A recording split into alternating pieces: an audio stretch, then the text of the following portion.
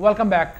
नाज़रीन, हमारे साथ मौजूद है रियाज अहमद गुम्मन साहब और हम उनसे गुफ्तगू कर रहे हैं खाद के मुतवाज़िन इस्तेमाल के मुतालिक।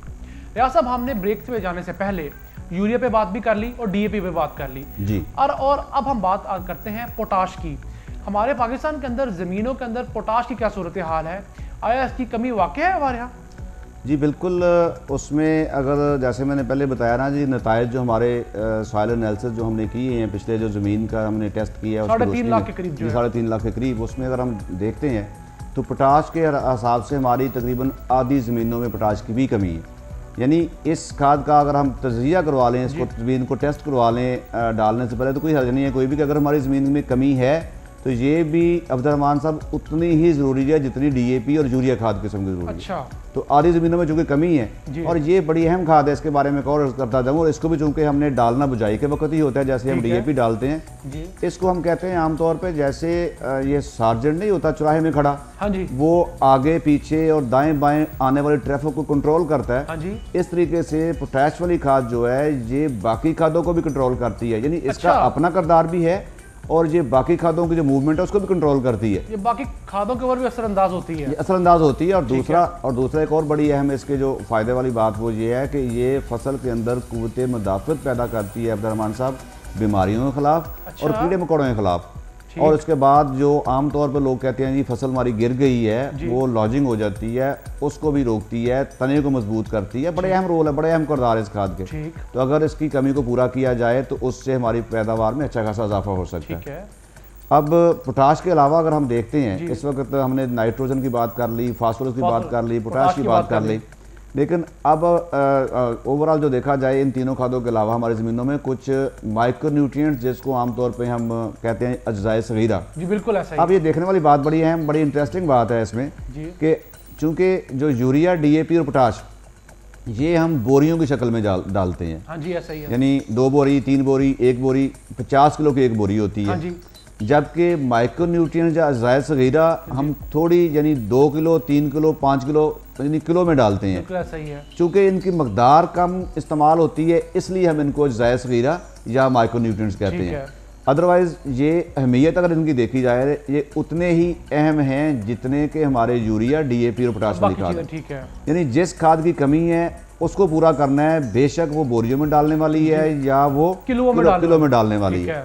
तो पाकिस्तानी ज़मीनों के अगर हम हालत देखते हैं तो इसमें 3 ऐसे माइक्रो न्यूट्रिएंट्स कह लें आप, या आम जुबान में खाद ही कह लेते हैं हम उसको, जिनकी पाकिस्तान की ज़मीनों में कुछ कमी है। उनका जिक्र मैं करूँगा कि जिंक सबसे पहले, वो कोई अब्दुर्रहमान साहब कोई 78 से 80% ज़मीनों में जिंक की कमी है।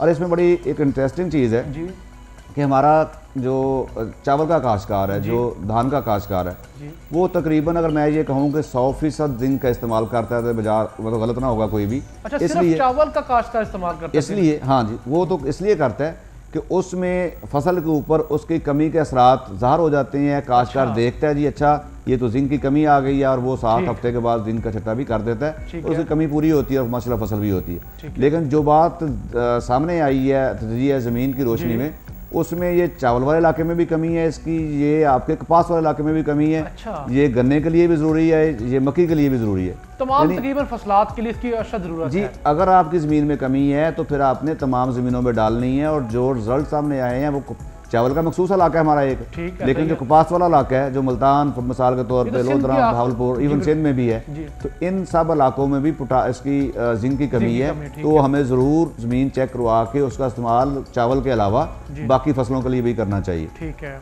अच्छा, तीसरी इसके अलावा जो दूसरी जिस कमी आई है माइक्रो न्यूट्रिएंट्स की या अज़ाए सगीरा की, वो बोरान वाली खाद है। ठीक है। अच्छा, पाकिस्तान में चूँकि बोरान वाली खाद मिलती नहीं थी कोई भी, और ये हमारी कोई ज़मीनों में इस वक्त तकरीबन 48 से 50% ज़मीनों में, यानी आधी ज़मीनों में आप कह सकते हैं कि इसकी बोरान की भी कमी है।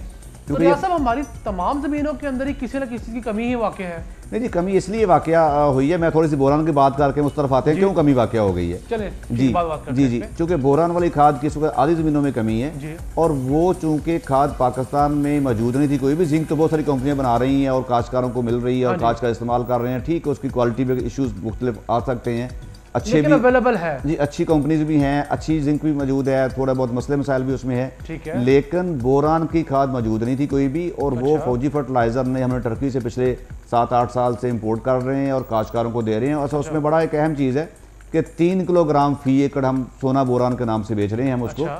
3 किलोग्राम फी एकड़ डालनी है। अच्छा, साल में एक खेत में एक दफ़ा डालनी है, यानी ये भी साथ है जी। अगर आपने गंदम को डाली थी, चावल और कपास को डालने की जरूरत नहीं है कोई भी।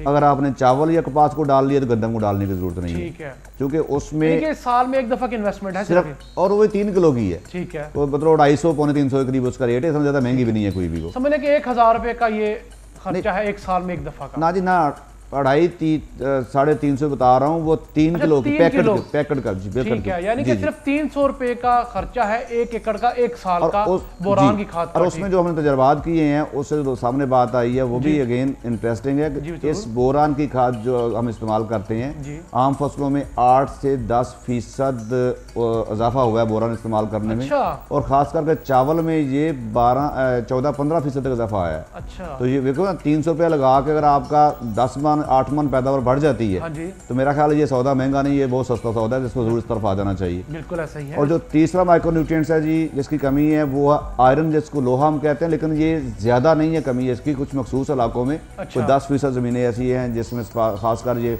बलूचिस्तान का कुछ एरिया है जहाँ वो एप्पल सेब काश्त होते हैं, उन ज़मीनों में कुछ इस तरह की कमी है। सेब तो खुद आयरन होता है, लेकिन उन ज़मीनों इसीलिए वो ज़्यादा अपटेक भी ज़्यादा ज़मीन से करता है, उन ज़मीनों में कमी भी ज़्यादा है। ठीक है, तो ये कुछ सूरत हाल थी हमारी जो मुख्तलिफ खादों की कमी के रेफरेंस से हम बात कर रहे थे, तो हमारी ज़मीनों की सूरत हाल। घुमन साहब, अब हम आते हैं मुतवाज़न और गैर मुतवाज़न खाद के ऊपर। जी, सबसे पहले तो मैं ये जानना चाहूँगा कि मुतवाज़न खाद आप किस खाद को कहते हैं? जी, मुतवाज़न खाद बड़ी सादा लफ्ज़ों में अगर बात की जाए कि हमारी फसल को ज़मीन से जो हमारी फसल खुराक हासिल करती है ना जी, वो 16 ज़मीन और हवा और पानी से, वो 16 मुख्तलिफ किस्म के न्यूट्रिएंट्स हैं, खाद्य आम ज़बान में उसको कह लें, जिसकी 16 अज्जा हैं जो 16 अज्जा की ज़रूरत होती है। उसमें से बड़ी अच्छी चीज़, बड़ी अच्छी है, मैं बताना चाहूँगा काश्तकार को कि उन 16 में से 3 अज्जा ऐसे हैं, ऑक्सीजन, हाइड्रोजन है और उसमें कार्बन है। ये 3 अज्जा हमारी फसल जो है हवा और पानी से लेती है। ठीक है, और हमारी फसल का 95% हिस्सा यही 3 अज्जा मिलके बनाते हैं। अब इमेजिन कर लें अब्दुर्रहमान साहब, अगर हमें ये भी डालना पड़ते तो ये हमें ट्रकों के हिसाब से डालते तो फिर जाके हमारी पैदावार होती। लेकिन ये अल्लाह मियां ने अपने कब्जा में रखे हुए हैं, पानी और हवा से मिल जाते हैं। और आप कभी देखे ना, हमने 1 मन बीज डालते हैं मिसाल के तौर पे गंदम का, पैदावार की हम बात करते हैं 70 मन की बात करते हैं, 60 मन की बात करते हैं, तो वो कहाँ से आ जाती है? वो ज़मीन से खुराक लेती है और उसके बाद हवा से और पानी से खुराक लेती है। बिल्कुल ऐसा ही है। अच्छा, वो 95% तो वहाँ से आ गई जी। अब आम ज़हन में बात आएगी, मेरे भी ज़हन में बात, अगर मैं जिम्मेदार हूँ चूँकि आएगी, यार 95% बहुत काफ़ी पैदावार है, 5% नहीं लेते, हमें क्या ज़रूरत है यूरिया, DAP, पोटाश डालने की। लेकिन मैं अर्ज़ करूँ कि जिस खाद की कमी है, जब तक वो कमी हम पूरी नहीं करेंगे, बेशक वो, जैसे मैं बोरान की बात कर रहा था, वो हमें असरअंदाज हो जाएगी जी, वो बेशक 3 किलोग्राम ही क्यों ना हो, तो उस वक्त तक जब तक वो जिसकी ज़रूरत है वो पूरी नहीं करेंगे, हमारी पैदावार में इजाफा नहीं होगा। तो जब ज़रूरत के मुताबिक, फसल की ज़रूरत के मुताबिक खादों का हम इस्तेमाल करते हैं तो उसको मुतवाज़न कहते हैं। अगर बगैर ज़रूरत के, यानी एक ही खाद को डालते जा रहे हैं, जिसकी ज़रूरत है वो पूरी नहीं कर रहे, तो वो गैर मुतवाज़न खाद हो जाती है। ठीक है, तो रियाज साहब, गैर मुतवाज़न जो खाद है उससे क्या नुकसान होते हैं फसल के ऊपर देखा जाए तो? नहीं, उसका नुकसान ये होता है कि चूंकि हर एक खाद का अपना एक रोल है, अपना किरदार है, या आम करें अपना काम है। बिल्कुल ऐसा वो उस काम उसी खाद ने करना है, दूसरी नहीं कर सकती कोई भी। ठीक, तो जिस खाद की कमी है, जो उसका काम है, वो रुक जाएगा, वो नहीं होगा, उसके बाद अल्टीमेटली हमारी जो पैदावार है वो कम होगी। तो जो हमारी यानी मुल्क का भी नुकसान है और काश्तकार का भी नुकसान है उसमें।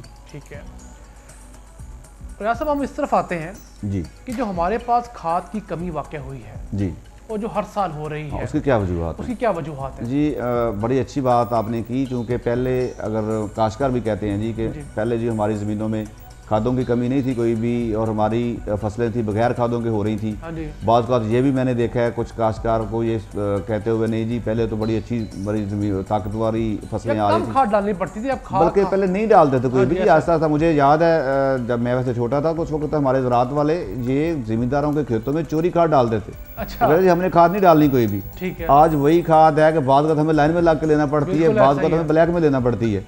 तो ये क्यों ऐसे हुआ?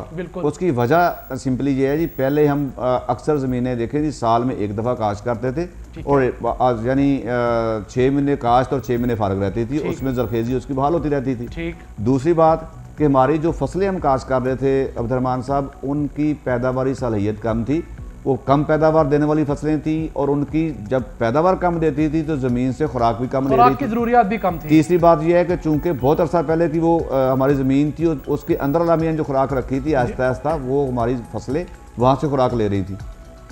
लेकिन जब हमने लगातार फसलें काश्त की और उसके बाद हमने नई हमारी इकसाम आ गई जिनकी जब हम जैसे हम बात करते हैं, अगर मक्की की बात करते हैं तो अब वो 150 मन तक पैदावार दे सकती है। जब हम गंदम की बात करते हैं तो 70 मन तक 80 मन तक पैदावार दे रही है। तो जब 70 मन 80 मन और 150 मन की आप बात करते हैं तो वो कहाँ से आती है? वो ज़मीन से खुराक लेके ही वो फसल हमारी होती है।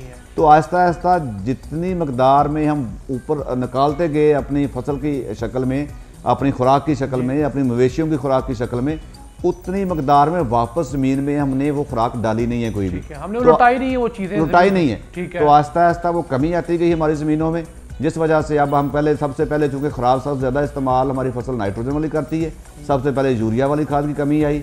उस वक्त सिर्फ हम एक खाद डालते थे। फिर उसके बाद चूँकि दूसरे नंबर पे आती है जो इस्तेमाल होता है वो फास्फोरस वाली खाद है, DAP वाली जनी खाद, उसकी कमी आ गई। फिर पहले सिर्फ यूरिया DAP की बात थी, फिर पोटाश की कमी आ गई, आज बोरान की बात कर रहे हैं, जिंक की बात कर रहे हैं, आयरन की बात कर रहे हैं।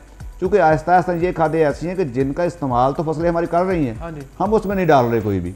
रियासत पहले ये भी तो था कि हमारी आबादी कम थी और हम आहिस्ता आहिस्ता जो था गैर आबाद इलाके हम लोग आबाद कर रहे थे। तो जो गैर आबाद इलाके थे जिन पर जंगलात थे या ज़मीनें पड़ी हुई थी काबिल काश्त, हम लोग उन इलाकों को जब लेके आते थे उनकी ज़रख़ेज़ी उस मुकाम पर होती थी, हम फसला लगा लेते थे। अब जबकि उस इलाके में प्रॉपर हम लोग कल्टीवेशन कर रहे हैं तो उस वजह से भी कमी वाक़ई होना शुरू हो गई है। जी ज़रख़ेज़ी जब बार बार हम फसलें काश्त कर रहे हैं, खुला नहीं खाली नहीं छोड़ रहे कोई भी, तो उसमें लामहला ज़रख़ेज़ी की कमी आएगी जो कि हमें आर्टिफिशली उसमें मसनूई तौर पर उसमें डालना पड़ेगी। आप समझते हैं कि फसलात के दरमियान में कोई एक औसतन कोई ऐसा वक्त होना चाहिए, कोई ऐसे दिन होने चाहिए जो 2 फसलात के काश्त के दरमियान में लाजमी छोड़ने चाहिए? नहीं देखें जी, उसमें वही जो आपने आबादी की बात की, जिस रेशो से हमारी आबादी बढ़ रही है, जिस स्पीड से बस आबादी हमारी बढ़ रही है, उसके लिए बहुत ज़रूरी है कि उसकी खुराक पैदा की, उसके लिए खुराक पैदा की जाए। तो खाली तो तब छोड़ेंगे अगर हमारी ज़रूरत से ज़्यादा हम अपनी खुराक को पैदा कर रहे हैं, हमारे पास गुंजाइश है खाली छोड़ने की, फिर तो हम खाली छोड़ देंगे। अगर नहीं तो अब तो ये दौर ऐसा आ गया जी, एक वक्त में 3-3 फसलें लोग ले रहे हैं और लेनी चाहिए। बिल्कुल ठीक है, अपनी खुराक पूरी करने के लिए, अपने मवेशी मुल्क की ज़रूरत पूरी करने के लिए। उसके लिए सिर्फ यही है कि अगर हम अपने जो ज़मीनें हैं उनमें गोबरी खाद जो थोड़ी बहुत हमारे पास होती है उसको ज़रूर इस्तेमाल करना चाहिए। ग्रीन मन्योर सब्ज़ खाद का इस्तेमाल ज़रूर हमें करना चाहिए। उसके साथ साथ जो उससे ना सिर्फ हमारी फसल की ज़रख़ेज़ी बहाल होती है, बल्कि जो हम मसनूई खादें इस्तेमाल करते हैं ना, उसका भी जो अफादियत में इजाफा होता है, तो उसको ज़रूर उसको काश्तकार को इस्तेमाल करना चाहिए। ठीक है नाज़रीन, यहाँ लेते हैं एक ब्रेक और ब्रेक के बाद हम रियाज साहब से गुफ्तगू का आगाज़ कुछ इस तरह करेंगे। हम इनसे जानेंगे कि जो हमारी कलर वाली ज़मीन है उसकी ज़रख़ेज़ी हम किस तरह बहाल कर सकते हैं, उसके लिए हम क्या इक़दाम कर सकते हैं। हमारे साथ रहेगा।